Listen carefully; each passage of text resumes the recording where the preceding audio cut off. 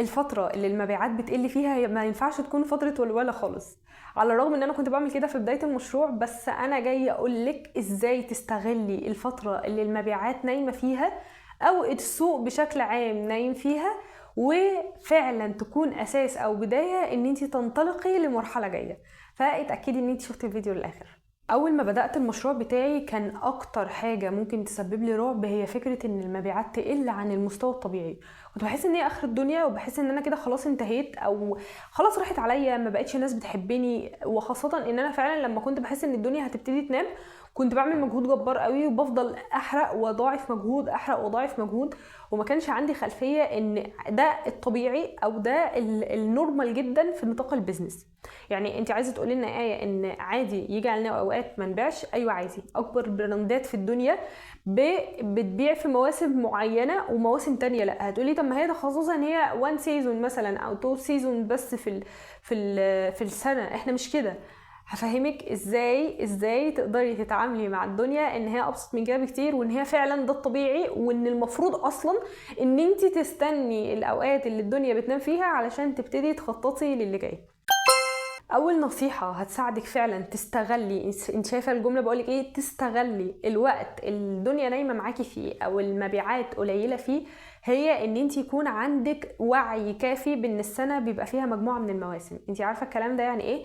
يعني احنا الناس اللي بتشتغل في البراندنج او عندها مشاريع هي شبه مش بتشتغل اصلا غير في المواسم. بمعنى سيزون الصيف، سيزون الشتاء، سيزون مثلا بداية الدراسة، سيزون عيد الام وليكن، السيزون بتاع رمضان. احنا مقسمين السنة لمجموعة من المواسم. كل ما كان عندك ادراك او خطة واضحة كل سيزون هتشتغلي فيه ازاي، كل ما حققتي مبيعات قوية في السيزون ده. تعالي اقولك ازاي. انت المفروض عارفة ان وليكن مثلا عندك السيزون بتاع الصيف جاء قبل الصيف بشويه او قبل دخلة الصيف بشويه. دايما ما بين السيزون والسيزون الطبيعي اللي عايزه اطمنك ليه وما تحسيش ان الموضوع مقلق او مجهد او متعب نفسيا بالنسبه لك، فكره ان دايما ما بين السيزون والسيزون بيحصل فتره ركود.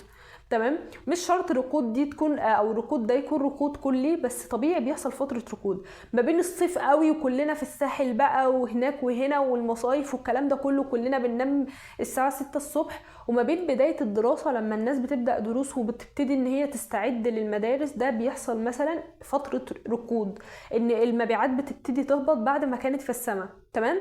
بترجع تعلى تاني امتى؟ بداية الدراسة الناس بقى بتبتدي تنزل تشتري طلباتها مش عارفة ايه، ترجع تهبط تاني في موسم معين. فكل ما كان عندك وعي تجاه ده كل ما حصلكيش حالة قلق، اللي هو يا لهوي انا كنت ببيع جدا في فترة الصيف، انا لسه من كام اسبوع كنت ببيع، ليه الدنيا هبطت معايا كده؟ هو انا الناس بطلت تحبني؟ لا يا جماعة، هي مش كده. هي فكرة ان انتي بتبقي عارفة انا بخطط للسيزون الجاي عشان زي ما قدرت احقق نجاح في السيزون اللي قبله اقدر احقق النجاح في السيزون اللي جاي. تاني حاجة ممكن تستغلي بيها فترة الركود او فترة عدم ضغط المبيعات عندك، هي ان انت تتعلمي حاجة جديدة او تتعلمي مهارة جديدة. تبتدي مثلا لو انت عندك او انت عارفة تقييمك لنفسك ان انت عندك مثلا وليكن عجز في التعامل مع مشاكل العملاء، تبتدي تاخدي كورس لده، تبتدي تأهلي نفسك لده، تبتدي تتعلمي اللي هو لو عندي مشكلة معينة بعالجها ازاي. عارفة ان انت عندك مشكلة في صياغة المحتوى او ان انت تطلعي افكار محتوى، تبتدي ان انت تاخدي كورس في ده. عارفة ان انت عندك مشكلة مثلا مع الاس اي او، تبتدي تاخدي كورس في ده. عارفة ان انت عندك مشكلة معينة، اصل اكيد عندك مشكلة او عندك عجز، لان ده الطبيعي عندنا كلنا كبشر. فاستغلي الفترة دي ان انت تتعلمي حاجة جديدة. عايزة تتعلمي مثلا ازاي تنظمي الويب سايتس بتاعتك، لو انت عندك ويب سايتس ازاي تعملي كذا ازاي تعملي كذا. فدي فكرة جبارة ان انت تقدري تستغلي فترات الركود، لان في فترات النمو احنا منبقاش قادرين حتى ننام، مبقاش عندنا وقت ننام. انا بتكلم على الناس اللي هي فعلا بدأت وتخطت المرحلة الاولى. في ناس تيجي تقولي وانا ببيع اصلا، ما انا مش بتكلم عن النقطة دي، انا بتكلم على نقطة ان انت كنتي عارفه ان انت بتبيعي، كان عندك فعلا فترات نمو وكان عندك فترات ازدهار، وفجاه لقيتي ان انت ما بتبيعيش خالص. تمام؟ فانت تقدري تستغلي تاني نقطه ان انت تتعلمي حاجه جديده، بحيث لما تيجي تدخلي في سيزون جديد تبقي ضعفتي نسبه النمو بتاعك. تالت حاجة أو تالت فكرة ممكن تستغلي بيها فترات الركود بتاعتك أو الفترات اللي بتكون ما بين السيزون والسيزون، ان انت تعملي تحليل او تقييم. انت عارفه يعني ايه تعملي تحليل او تقييم؟ يعني انت تجيبي مثلا وليكن اخر 3 شهور من شغلك، تشوفي ايه الحاجه اللي عملت معاكي بوم. ايه الحاجه اللي عملت معاكي بوم من حيث المنتجات؟ بوم ده يعني ان هي فعلا حققت نسبه مبيعات، وجبت لها ريستوكينج ورجعتي بعتيها، والطلب التاني ورجعتي بعتيها تاني، فعملت بوم معاكي من حيث المنتجات. من حيث ايه الفيديوهات او نوع المحتوى اللي فايرال معاكي، وايه نوع المحتوى اللي مات معاكي جدا. ليه ما نكررش تاني المحتوى اللي الناس حبته، ان المحتوى اللي الناس اللي تحب تسمعه منك، طريقه صياغه المحتوى اللي الناس فعلا نجح معاكي والناس حبت تشوفه منك. طب انت هتعرفي ده ازاي؟ دايما في فترات النمو احنا ما بنبقاش عندنا غالبا وقت نركز في ده، تمام؟ او ما بيبقاش عندنا قدرة على ان احنا نحلل بشكل هادي. عارفين اللي هو انا قاعدة حرفيا ما عنديش حاجة غير ان انا هقعد اعمل دراسة جدوى للي حصل، او بلاش دراسة جدوى، دراسة للفترة السابقة، تمام؟ علشان اقدر اخد المفيد منها واطبقه في الفترة الجاية، واستثنى السلبي منها اطبقه في الفتره الجايه، تمام؟ بحيث ان الفتره الجايه يبقى ليها اخطائها، مش اجيب اخطاء الفتره اللي فاتت واروح مطبقها في اخطاء الفتره الجايه ونفضل قاعدين في نفس الغلط. لا، من الحاجات اللي فعلا نستغل بيها فترات الركود ان احنا نعمل تحليل للحاجه اللي فيرالت معانا، الحاجه اللي نجحت معانا في شغلنا، ونبتدي ان احنا مش نكررها.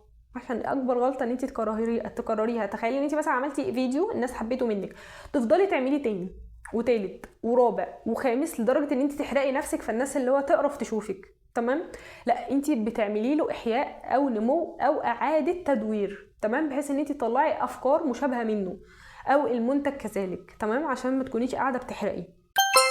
رابع حاجة تستغلي بيها فعلا الفترات بتاعة الركود او الفترات اللي مبيعاتك تقل فيها، يعني دي جبارة بقى. يعني كل الثلاثة او الاربعة اللي انا قلتهم الاول دول حمادة، واللي جاي حمادة تاني، يا جماعة ان انتوا تعملوا عروض حقيقية، مش عروض وهمية بتضحكوا فيها على الناس وبتلموا بيها ريتش والكلام ده كله. لا، تعملوا عروض حقيقية. دي هتفيدك في حاجات كثيرة جدا جدا. اولا هتعلي نسبة المشاهدين عندك او نسبة المتابعين عندك.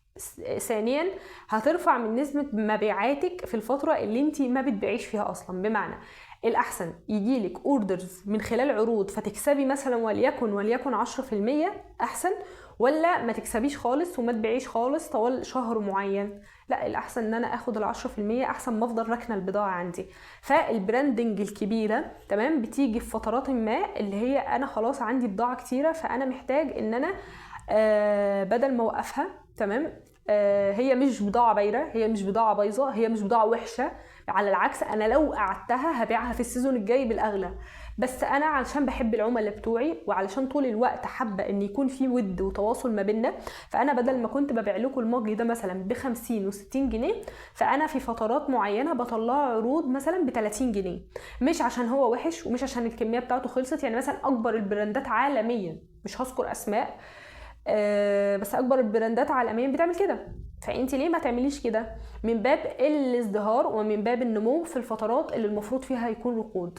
شايفه ان انت في فترات ما بعتيش، ابتدي طلعي عروض، ابتدي شوفي ايه الحاجات اللي متوفره عندك بحيث تقدري تعملي لها عروض، وابتدي ارسميها، وابتدي اعلني عن العرض ده او الخصومات دي.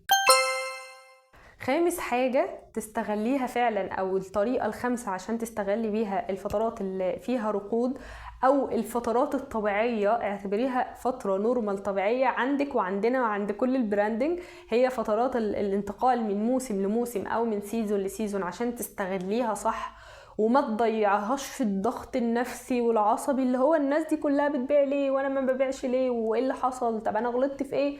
خامس حاجة ان انت تعوضي نفسك عن فترات التعب. وانا عارفة ان دي شيء صعب فعلا، او حاجة صعبة. انا نفسي اوقات بحارب نفسي عشان اعمل ده. بمعنى ان انا ممكن افضل منغمسة ومغمورة في تعب الشغل، تمام، شهر واثنين وثلاثة، وابص لما الاقيني ريحت اسبوع، ابص الاقيني انا واختي بننهار وبنشد في شعورنا، واللي هو الضغط النفسي تعب ظهر والهالات السوداء ظهرت. وبعد كده بفكر نفسي انا واختي اللي هو احنا جه علينا ايام كتيرة فضلنا مطبقين، كنا بننام بال3 وال4 ساعات فقط، مش بنتعدى ده ان عرفنا نجيبهم اصلا. فلا مانع ان احنا نعوض نفسنا عن فترات التعب في الفترات اللي فيها ركود، تمام.